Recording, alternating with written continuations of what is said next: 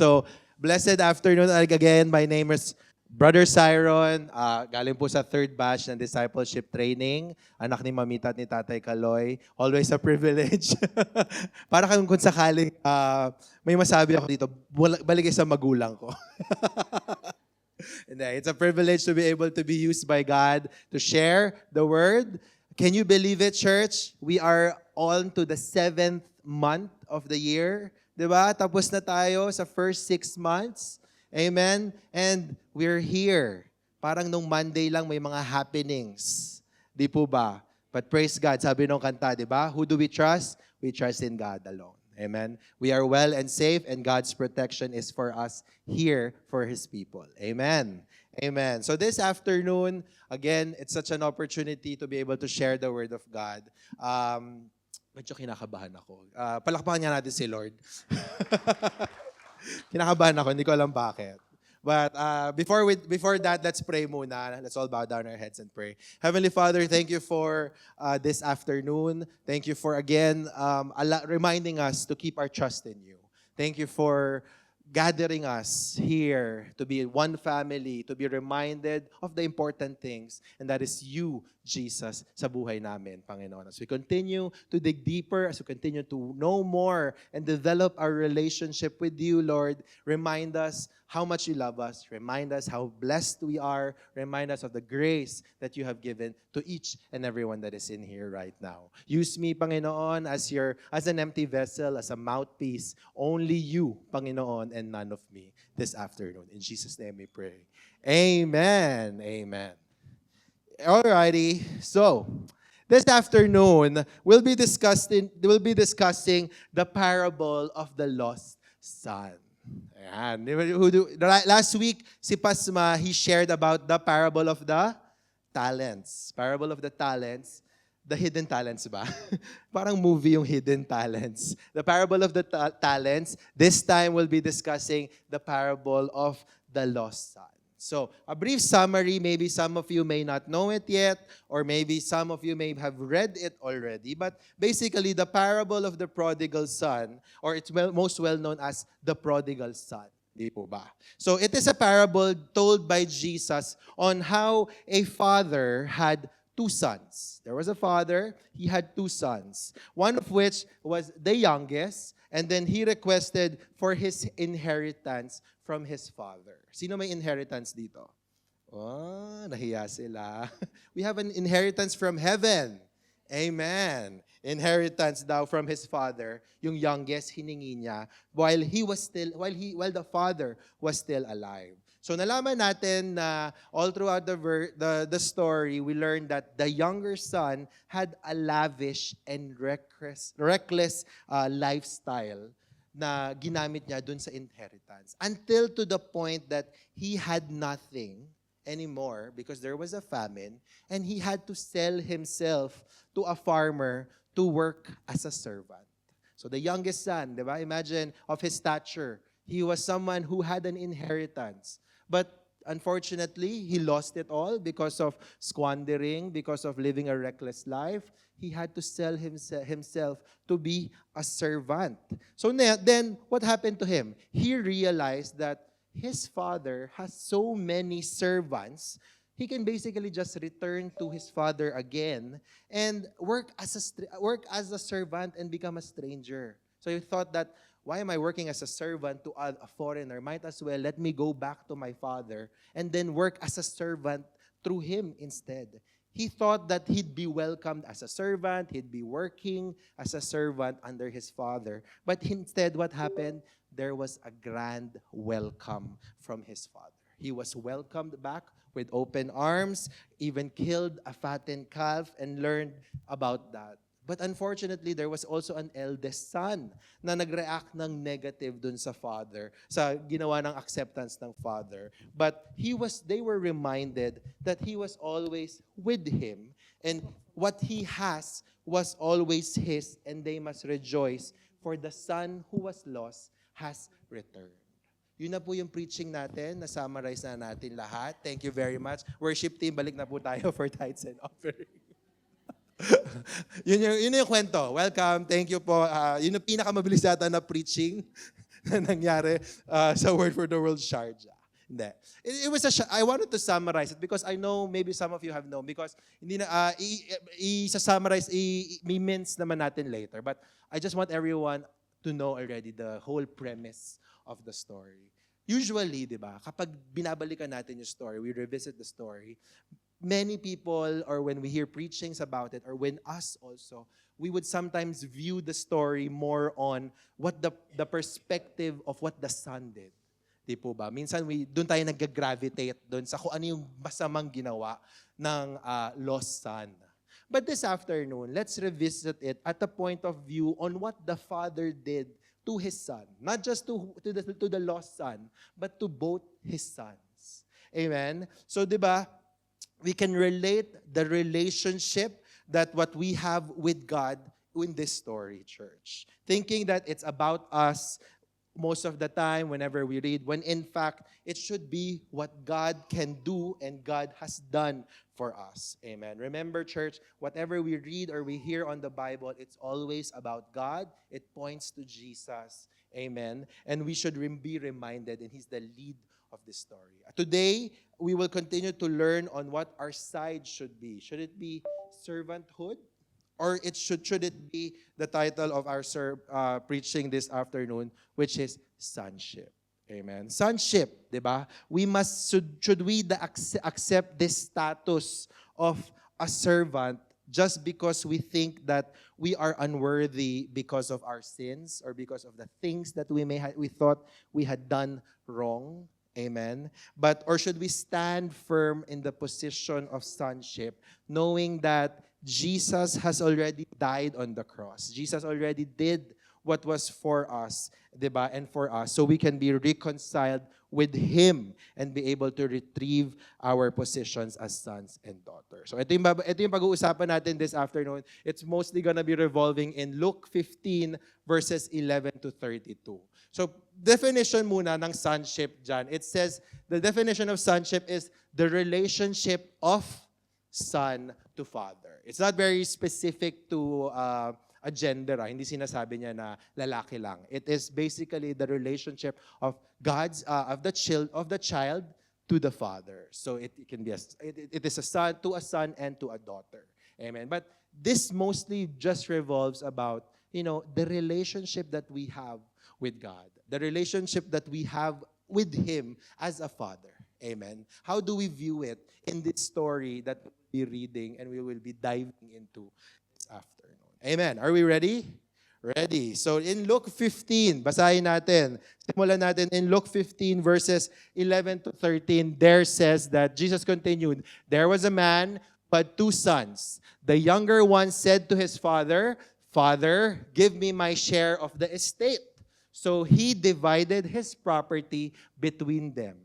Not long after that, the younger son got together all he had, set off for a distant country, and there squandered his wealth in wild living."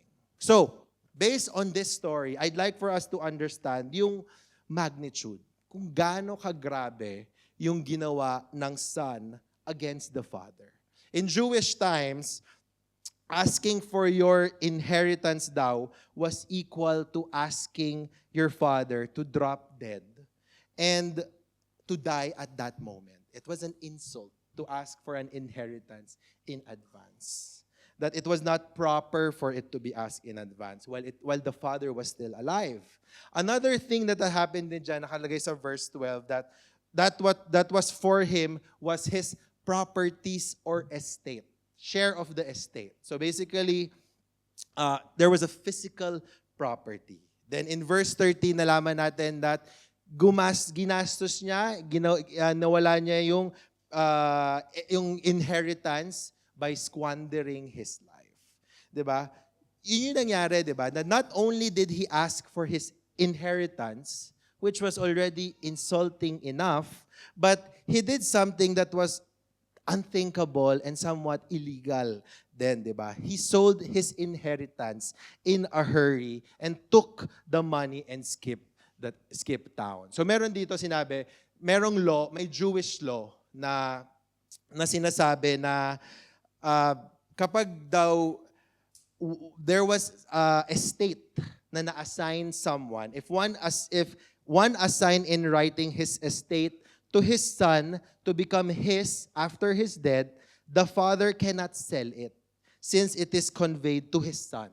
And yung son din daw, hindi niya rin pwede ibenta because it is under the father's control. But of course, we learned eventually na may pinagastusan yung son, 'di ba? So basically, he sold the property and lost it to someone else and did it, which is basically illegal. So, 'di ba, double whammy. Sunod niya, ininsulto niya na yung father, kinuha niya inheritance, instead na tinirhan niya and kinlaim niya, binenta niya pa, which was illegal, and then winala niya pa yung nakuha niya doon na pera. Amen? Grabe, di ba? It's something very insulting, unthinkable kapag merong nakakita nitong kwento na to. Na parang, how can you do that if you actually to dig into the details, di ba? Realizing how much the son did was very unthinkable and it could be unforgivable to others. Amen. Yet, we know in the end, still, the father accepted him. Amen. View the gratitude, the magnitude that the son did to the father, that the insult, di ba? How, and relating it to ourselves, how many times do we think that we have failed the father when we did what we had done or what we're still doing? But instead, did we think that the sin that we are covering, that we have done, is far greater than the grace that He has given to us? Amen. But remember this, church, that this is the first point that we have, that He covered us with His grace. Amen. He covered you with His grace. Remember that. No matter the amount of mistake or sin or the magnitude that you think you thought you did to God, you can always come back to Him, and He will welcome you back with open arms, and He will love you so much. Amen. The same that was experienced by the prodigal son to his father. He simply went back. Though it was different circumstances, amen, if you think that you may have committed mistakes, committed a sin to him, remember that His grace is far greater. And that His grace has already covered you in that. How confident am I in saying that? Romans 5:20-21, it says here that the law was brought in so that the trespass might increase. But where sin increased, grace increased all the more. So that just as sin reigned in death, so also grace might reign through righteousness to bring eternal life through Jesus Christ our Lord. Amen. Remember that when sin abounds, grace abounds more. But of course, if you're going to continue reading the verse into the next chapter, Paul would say that should we continue sinning then? Of course not. That is also a reminder to that. But you should have that confidence. You should have that notion in knowing that in this earth, there may be times where there could be mistakes that we do. But don't let that sin be a hindrance for you to keep approaching God, to keep going back to Him and receive His grace and receive His forgiveness and His love. Amen, church. For we know that we are welcome and we are ready to receive His grace and His love for us. Amen. Amen, church, diba? Of course, I will not promote here and tell you that keep on sinning. Sige, magkasala kayo. Sabi naman sa verse sa'yo, where sin abounds, grace abounds all the more. Of course not. As a couple of verses after will also tell us. And also for us naturally. As children of God, it is not our nature to sin anymore. Amen? Amen? Diba? It's not our nature to be of sin, to be of sinful. But we are still, of course, welcome to go back to the Father whenever we commit mistakes. Amen. And sin would have consequences. Mistakes would have consequences.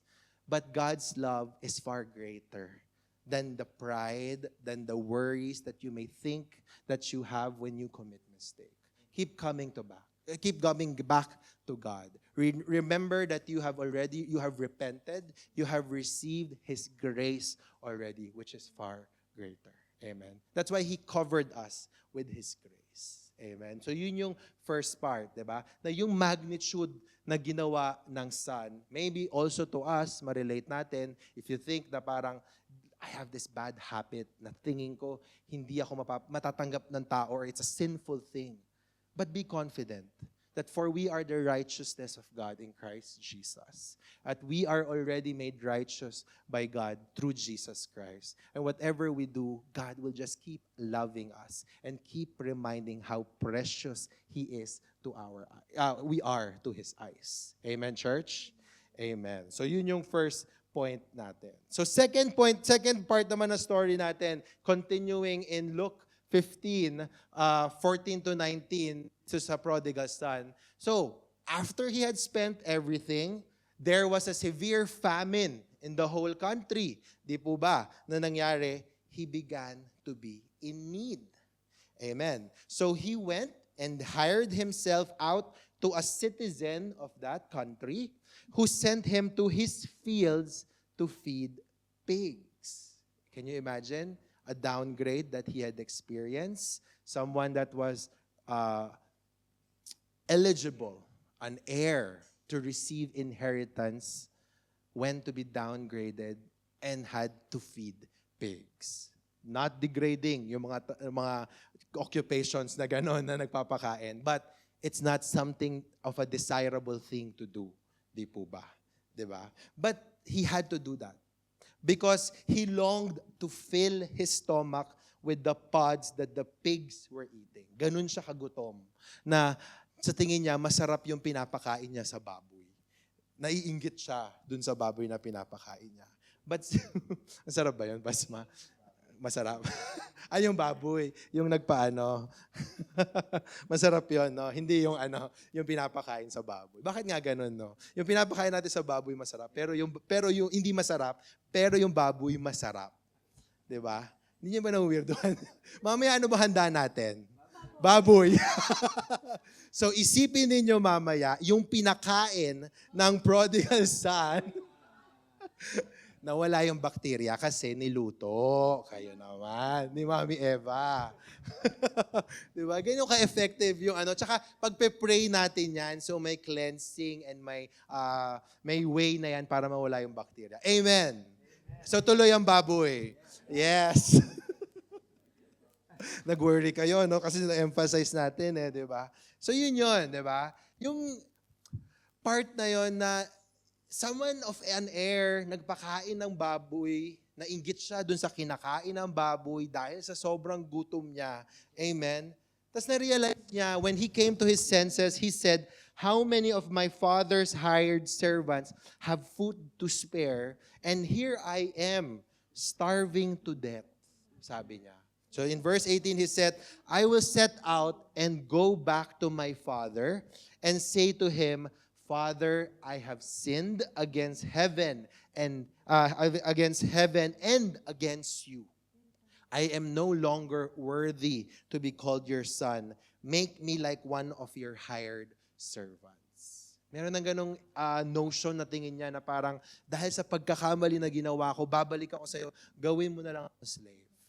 Di ba? Minsan, out of pride, maybe you can do that. You think na, dahil sa ginawa kong kasamaan, Lord, baka ito lang talaga yung pwede kong, baka ganito lang ako sa pananaw mo or sa mata mo. Maybe lies will be told to you by the devil when you worship, when in your alone time or with other people, na parang, talaga ba, nakakapag-service ka, nakakapag-share ka ng word, nakakatayo ka or commit ka sa church, ganito ginagawa mo, etc. ginagawa mo. Talaga bang anak ka ng Diyos? Di ba? Sin can do that. Look what happened to the son. He thought that he can go back to his father and become a slave.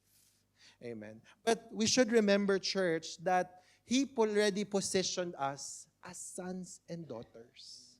Amen. Remember your position. Remember where your standing is with God right now. God sees you as His child. God sees you as someone to love you, to be able to support you. Amen. We have Sister Gracie here. She just gave birth a couple of weeks ago, di ba? I'm sure you love your baby so much when she came out. Marami pa tayong mga buntis na nag-upcoming dyan, di ba? Di ba? Gusto nyo ba paglabas niyan, magiging slave at magpapakain ng baboy? Of course not. The same thing God wants you to be reminded of. You are precious in His eyes. We should be reminded that we are sons and daughters. Whatever we are experiencing, if we think that is something, whatever you are feeling right now, you're under sickness, if you think you're under a job that is not well paying you well enough, don't think that is what God is settling for you. You are sons and daughters of God, church, diba? That in our most down moments, we tend to forget our position with God. The position that Jesus has sacrificed so much for us, diba? We think that because of the things we have done, the things that we have sinned that we have done, we are not already worthy to approach Him and that we should settle for less. Amen. Ganon minsan, di ba? Sometimes we even think that we can just approach our Father and downgrade our status as servants like the lost son that happened a while ago. Yet we should be reminded that we have the position of sonship, sons and daughters. It says in Romans 8:14-15, church, for those who are led by the Spirit of God are the children of God. The Spirit you receive does not make you slaves so that you live in fear again. Rather, the Spirit you received brought about your adoption to sonship, and by Him we cry, Father. Amen, church. Abba, Father. Amen. How many of us maybe are like the younger son in the parable, that we think we're not worthy to be called sons and daughters of God because of sins we have made in the past, or even sins that we may still be doing right now, or even in the future of the possibility of sinning or committing mistakes, diba? How many have we made the work of Jesus invalid in the cross by thinking na let's just be slaves again and work for His love and think na baka matatanggap ulit ako ng Panginoon. Remember, church, your relationship with the Father. Amen. Your relationship with the Father. I may not say that my relationship with my earthly father is the same for each and every one, but my relationship with the Father, with my dad, is something that I can do in an open manner. I can talk to him casually. I can ask for money from him. Say amen. Amen. Daddy, narinig mo yun, ha? I can ask money for you daw. From you daw. Diba? Ganun yung relationship namin ni Daddy. Daddy, padalan mo akong 10K. 10K, anong currency? Won. 10K won. Mga 30 dirhams lang yun. Diba? Yung right relationship na meron ka, diba? It might not be the same. Maybe it's you're raised by your grandmother, your mother, but relationship you have as a parent. That is the relationship that you have also with God. Amen. It's not a lengthy process to pray or talk to God. It's not such a whole procedure na parang, ay, maghuhugas ako, maliligo muna ako, tapos saka ako kakausapin si Lord. And then, bubuksan ko yung Bible verse na dapat na ito. And then, I will talk to God. Umabot na yung gabi, hindi ka pa nag-pray kay Lord. Kasi sa dami ng seremonya na tingin mo, kailangan mong gawin.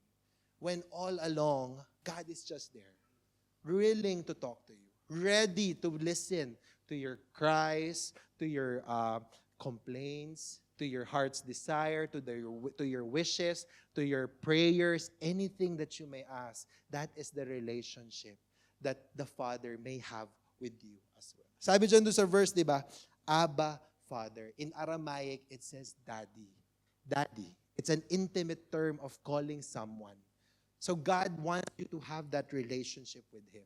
Amen. It's not afar, 'di ba? Natanggal na nga yung veil eh. Sabi dun sa old verse, 'di ba? A separation of man to God. We now have the Holy Spirit. A spirit to be able to guide us, to remind us how much we can talk to Him, how much He can remind us, 'di ba? Minsan siguro He can also rebuke us kapag na alam niyang nagkamali tayo. Amen? And we can simply go back to Him, ask for forgiveness, and He will welcome us with open arms. That is the position and privilege that we have as sons and daughters. Amen? Amen, church? Give God a mighty clap of praise for that. Remember that as sons and daughters, we are covered by His grace. And continuing in the story in Luke 15, verse 20 to 24, what did the lost son did? He got up, went to his father, but while he was still a long way off, malayo pa lang daw, his father saw him and was filled with compassion for him. He ran to his son, threw his arms around him, and kissed him. Lagyan nyo ng background noise. Oh, very good. The son said to him, Father, I have sinned against heaven and against you. I am no longer worthy to be called your son. Ready na siya sa speech niya, di ba? But what did the father do? The father said to his servants, hindi siya ginawa servants, to his other servants, quick, bring the best robe and put it on him. Put a ring on his finger and sandals on his feet. Bring the fattened calf and kill it. Let's have a feast and celebrate. For this son of mine was dead and is alive again. He was lost and is found, so they began to celebrate. Can you see that, church? Diba? Kanina, dinescribe lang natin yung magnitude na ginawa ng anak. It's already tantamount to being called a thief. Diba? It's already equal to someone being called a thief. Amen? Pag kayo nanakawan, magpapa-robe ba kayo at magpapa-fattened calf ba kayo pag bumalik yung nagnakaw sa inyo? No. Right? Of course not. That is the most odd way you would celebrate. Diba? But look at what the father did. Because of the love of the father, he saw the state of his son. He needed slippers because he was barefoot. He needed a robe because he was probably wearing clothes that did not look like someone could wear. And as a symbolism that he is his son. Amen. There is actually, the third point that I want you to remember, church, that he can restore whatever that was lost. If you think that you lost anything in your position or in the things that you may have done, God can simply restore it for you. The same way as that father in the parable went out to his son, ran to his son, brought everything back to him, and kissed him, loved him. That is the same reaction you will get when you go back to him if you think you made a mistake. When you go back to him, when you talk to him and be reminded of the love that he has for you. Amen, church. Diba? Like sabi ko nga, the father in that parable, it's your heavenly Father's desire to embrace you and show you how much you are loved. And it is his good pleasure to restore to you whatever you may have lost. Amen, church. Diba? Perhaps you may have lost something or you think that you have lost it. Remember your position as sons and daughters. There is a Jewish custom na nangyari, na meron, implemented siya before, that if a Jewish son has lost his inheritance daw among foreigners or Gentiles, and then they would return home, the community would perform a ceremony called the Kezaza. It's called the Kezaza. It means the cutting off.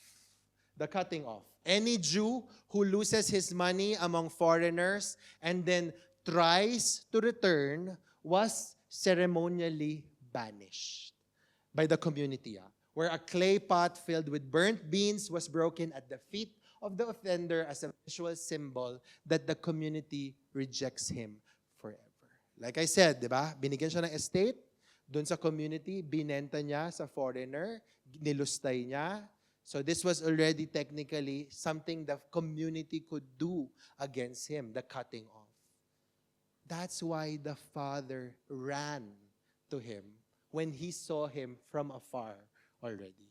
He wanted to make sure that he would not experience this. The judgment, the condemnation maybe that he may have felt. Remember that, church, the lengths and the extent that God can do just to remind you how loved you are. If he sent his Jesus, his one and only begotten Son, to die, what more can he do for you? To restore whatever you think you lost. To restore your health, restore your finances, restore your relationship with whatever you think you have lost.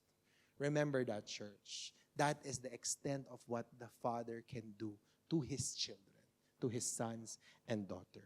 Amen, church. Sabi in 1 Peter 2:24-25, He Himself bore our sins in His body on the cross so that we might die to sins and live for righteousness. By His wounds you have been healed. For you were like sheep going astray, but now you have returned to the shepherd and overseer of your souls. Remember, church, the shame that Jesus went through during His crucifixion. He took all that. He took all the shame that He did not deserve, just so we may be spared. Just so we may be reunited. We may return to Him again and be called as His son and His daughter. Amen. Like the prodigal son, you may feel that you're far away from your Heavenly Father. You feel that you have disappointed Him. Don't despair. Don't worry, church. The truth is, the moment that you come to Him, the moment that you go back to Him, He may immediately restores you the robe of honor to clothe your nakedness. Amen. The ring of authority to declare that your position of power and dominion, and the sandals on your feet to reinstate you as a son in His house. Remember that, church. He reassures you that you had never lost the position of sonship in the first place. And He celebrates your return to Him with the killing of a fattened calf, because you are His beloved child whom He cherishes. Amen. Remind yourself every time you go through trials, you go through persecutions, you hear lies. Remind yourself, I am loved by God. I am a son or a daughter of God, and I am entrusted by good things alone. Amen, church. Diba? That in the Father's house, you may not only come under His complete protection, but you also enjoy His provision and His unconditional love. Give the Lord a mighty clap of praise for that, church. Yun na. Okay na tayo, di ba? We've already heard the parable and the story of the lost son, reminding us of we simply go back when we commit mistakes, how much love and grace He has poured out. Ano nangyayari? Okay lang ba sila dyan? Di ba? But the story is not until there alone. Like I said kanina, di ba? Merong older son. There was an older son, which says in verse 25 to 30, in Luke 15, it says here, meanwhile, the older son, he was in the field when he came near the house, he heard music and dancing. So he called one of the servants and asked him what was going on.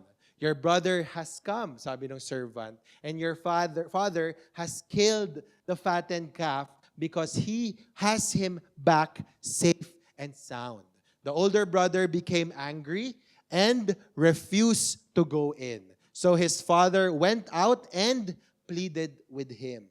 But he answered his father, look, all these years I've been slaving for you and never disobeyed your orders. Yet you never gave me even a young goat so I could celebrate with my friends. But when this son of yours who has squandered your property with prostitute comes home, you killed the fattened calf for him. Meron ganun. May ganun pala pinagdadaanan si older brother. Kasama niya naman si father, the father, and nainggit siya thinking na, Bakit yung taong nagkasala ang nagkamali sa'yo, you can simply welcome him back. Samantalang ako nandito, hindi mo ko kayang bigyan ng maliit lang na goat to celebrate with my friends. May ganun palang bubog or angst na pinagdadaanan si older brother. Remember, church, that the Father values your relationship with Him. Be reminded, church, that relationship you have with the Father, especially if you are with Him the whole time, you have that privilege and that ability to ask and claim anything that you desire, or of your heart's desire. It may not happen at the timing that you want, but God will ensure that it will happen because you are His son and you are His daughter.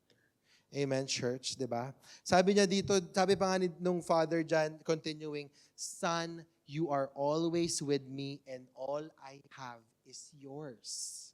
We should celebrate because your brother was dead but is alive again. He was lost but is now found. Amen. Can you just see, di ba, yung how the older brother perceived his father? Amen. Because he was so busy thinking that he should earn his status of being a son, that he should work and keep exerting his effort.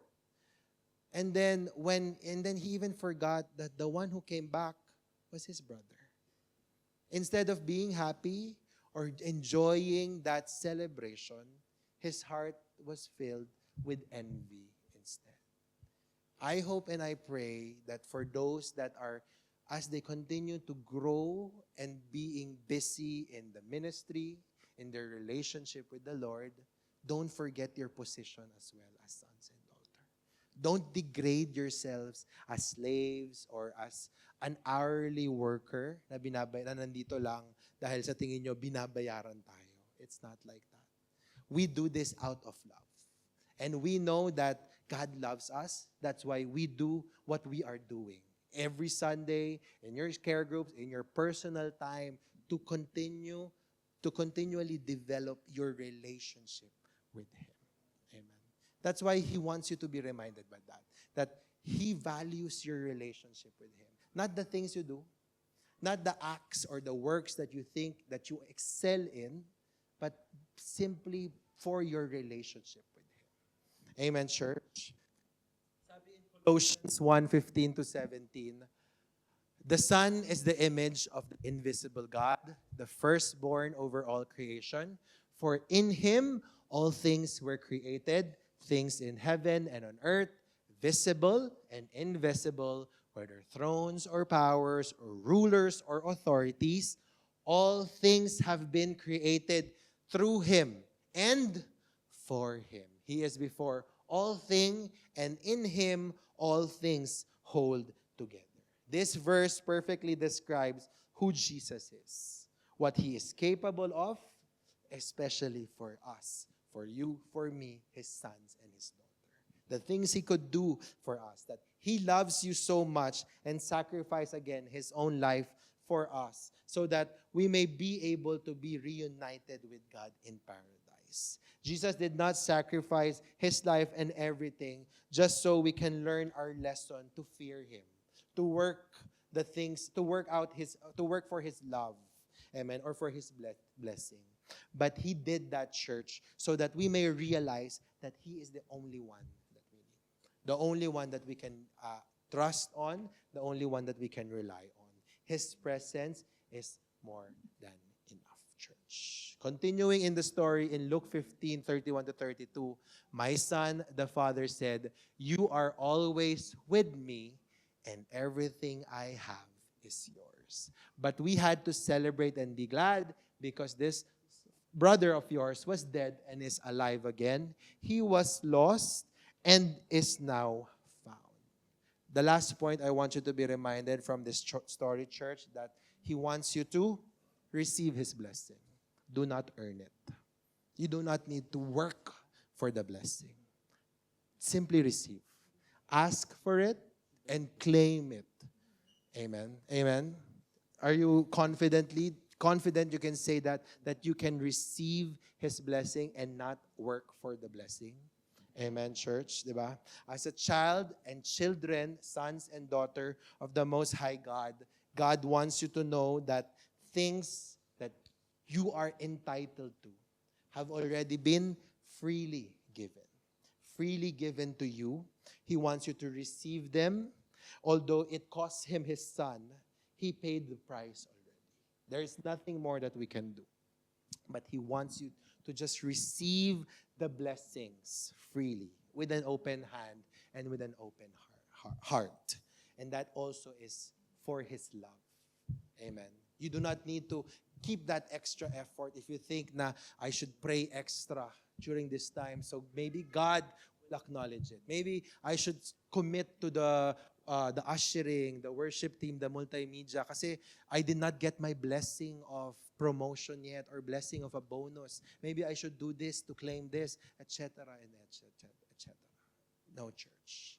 We do not do this to earn it, but rather we do this because He already gave us the love to be able to do this. Amen, church.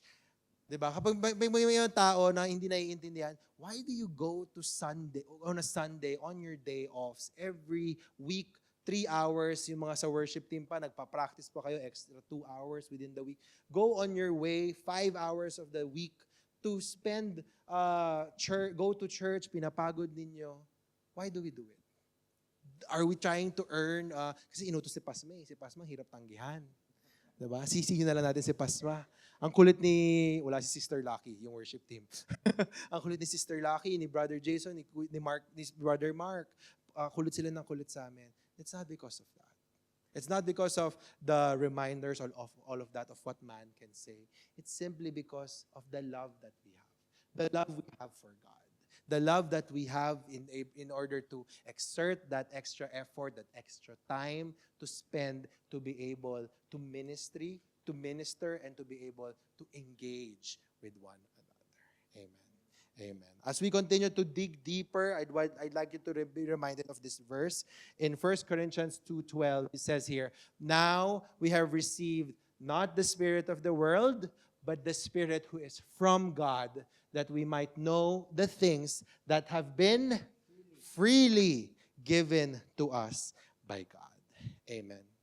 Maybe you're asking that how is it na I don't have this blessing yet? And why do I have so little of the blessing? If you say bro na freely binigay na sa akin, di ba? He's saying to you, church, that what do you lack? Health? Amen. Take it. God is telling you that. Amen. It has been paid for already by Jesus. Diba? If you need the peace of mind, church, remember the Son or Jesus already wore the crown of thorns on His head so that we may be able to receive the peace and wisdom that is for us, His children. Amen. Do you need victory? Victory is not something na pinagtatrabahuan mo or you attain. It is a gift for you to receive, church. Take yung provision na para sa atin. Take what we are entitled to, that inheritance of blessing that we are entitled to, church. Amen. So, your Heavenly Father wants you to receive like the prodigal son, church, who deserved nothing but received everything. Remember that, church. God delights in giving freely, and He delights in you receiving freely as well, because it shows that you value and appreciate Jesus' sacrifice, His Son's sacrifice, church. Diba? You may miss it kasi kapag you're trying to earn the blessing or what you're trying to work for it, when it was already freely given to you. Amen. When you think that you must do more for God to bless you, it is no longer anymore by grace, if that is the case, church. When you try to work for it, you try to invalidate the work that Jesus has already done in the cross. Amen. You make light of what Jesus had did already at the cross, diba? Stop striving and trying to earn His love and His favor. Stop trying to do that. It is now the days to be able to take, and receive the blessings that He has allotted and that He has given to us, His sons and daughters. Amen, church? Amen. As a close, in 1 John 4:10, it says here, this is love. Not that we loved God, but that He loved us and sent His Son as an atoning sacrifice for our sins. Church, what the Father can do for you and not what you can do. Amen. Receive or offer everything that you have to Him. It is never about us, but it's always about Jesus. Amen, church. Sabi natin dyan kanina, di ba? The definition of sonship, it's the relationship of son to the Father. Assess your relationship. Think about, how is your relationship with the Father? Do you think that it's a transactional thing, na ginagawa mo lang yung certain things to earn the blessing? Or it's more on something that a deep relationship to deepen, to continually talk to Him, to continue to love, to be able to love Him freely. Amen. Dito, based on that story, we can categorize yung levels ng sonship. Meron dito una sinabi, level 1, he's with the Father, but he's focused on wealth and became proud. Level 2, he was away from the Father, but he lost everything and thought that he is worthy of a servant only. Yung level 3 naman, he is with the Father, but thought that he has to work for his position to receive the blessing. And finally, this level 4, he received his Father's mercy and grace upon approaching the Father and found rest in His presence. Try to assess where you are standing based on the story that we have experienced. And I hope and pray that as you continue your relationship with Him, you become deeper and deeper and deeper as you continue to find the rest and find calmness sa mga isip at puso ninyo na I am in this position. I can confidently say that I am a son and I am a daughter of Christ, of God, because of what Jesus has done for me. Amen, church? Amen? Sabi dyan sa Galatians, lastly, in Galatians 4:6-7, because you are sons, God has sent forth the Spirit of His Son into our hearts, crying, Abba, Father. Therefore, you are no longer a slave, but a son. And if a son, then an heir through God. So ibalik ko sa tanong kanina, sino mga heirs and heiresses dito? Can I ask again, who are heirs and heiresses here? That is us, church. As we continue to deepen our relationship with Him, understand and remind ourselves our position in Christ Jesus. Amen, church? Let's give God a mighty clap of praise.